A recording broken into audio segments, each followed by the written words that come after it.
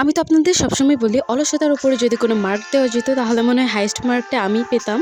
আর কারণ এত পরিমাণ আমি অলস, আমি যদি কোনো কাজ প্রপারলি একদম করে না উঠি তাহলে এই কাজটা যে আমি কবে শেষ করব আমি নিজেও জানি না। সেটা বছর হয়ে যাক তাও আমার দেখার বিষয় না।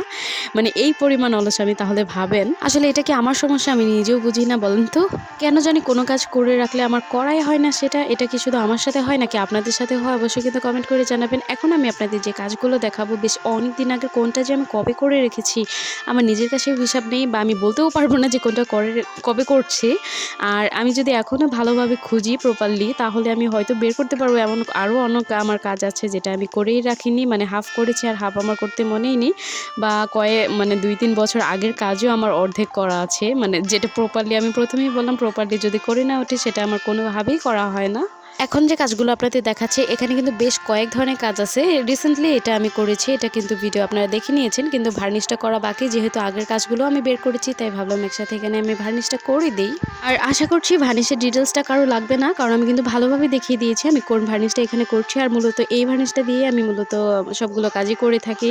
পেইন্ট বলেন বা যে কোনো কিছুতে বলেন, এটা দিয়ে কিন্তু ভার্নিশ করে, আর এটার আউটকামটাও এত পরিমাণ ভালো আসে। আমি কিন্তু অনেক ভিডিওতেই ভার্নিশ সম্পর্কে বলেছি, আপনি যদি দেখতে না চান আমার প্রিভিয়াস ভিডিওগুলো একটু মানে দেখে নেবেন তাহলেই বুঝতে পারবেন। ভার্নিশের সম্পর্কে অনেক ডিটেলসই কিন্তু আমার ওখানে দেওয়া আছে। আমার ভিডিও শুরু থেকেই কিন্তু আমি এই ভার্নিশটা দিয়েই কাজ করে থাকি। মূলত অন্যান্য ভার্নিশ আমার অবশ্যই ট্রাই করা হয়নি, কিন্তু নিজে বানিয়েও ভার্নিশ ট্রাই করেছি। ওইটার ভিডিও যদি আপনারা আবার দেখতে চান আমি আবার দিয়ে দেওয়ার চেষ্টা করব। আর এখন যে পেন্টিংটাতে আমি ভার্নিশ করছি এটা মনে হয় আপনারা অনেক দিন আগে দেখেছেন। আমি এর জন্যই বললাম যে কবে যে করে রেখেছি আমার নিজেরও মনে নেই। এটা কিন্তু আমি বেশ অনেক দিন আগেই করে রেখেছিলাম, কিন্তু আমার ভার্নিশ করার সুযোগ তেমন হয়ে ওঠেনি, আর রেখে দিয়েছিলাম ওইভাবেই। আজকে হঠাৎ করে বের করে আমি ভার্নিশ করা শুরু করলাম, ভাবলাম যেহেতু সবগুলোই করছি এটাও করে নিই সাথে।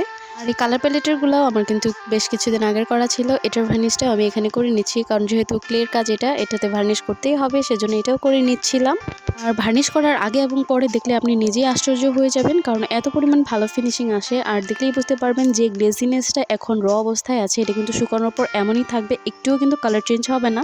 কালার বলতে এখানে আমি পিগমেন্ট বোঝানোর চেষ্টা করেছি। আর এই তো দেখতে পাচ্ছেন ভার্নিশটা। আর ভার্নিশের তুলি সবসময় কিন্তু আপনারা আলাদা রাখবেন, এটা নিয়ে ডিটেলস ভিডিও কিন্তু আমার পেজে অনেক দেওয়া আছে। আমি কিন্তু বারবার আপনাদের বলে দিচ্ছি, যাদের দেখার দরকার অবশ্যই কিন্তু একটু দেখে নেবেন, তাহলেই বুঝে যাবেন যে কী ধরনের মানে আমি কাজটা করেছি। আর ভিডিওর যে কোনো ডিটেলস আমার প্রিভিয়াস ভিডিওগুলো একটু চেক করলেই আপনারা পেয়ে যাবেন। আর কার কাছে কেমন লাগলো অবশ্যই কিন্তু কমেন্ট করে জানাবেন। কারো কিছু জানার থাকলেও আমাকে কিন্তু কমেন্ট করতে পারেন। এগুলো আমি নিয়েছিলাম, এখানে কিন্তু মোটামুটি সবগুলো ভার্নিশ করাই শেষ। এখন শুকানোর পর কিন্তু আপনাদের আমি পেজের ছবি অ্যাড করে দিব, আপনারা দেখে নিতে পারেন। আর গ্লেজিনেসটা তো অবশ্যই আপনাদের দেখাবো। এখন আমি আপাতত র অবস্থায় রেখে দিচ্ছি, এটা শুকানোর পরই ফাইনাল লুকটা আপনাদের কাছে আবার শেয়ার করব।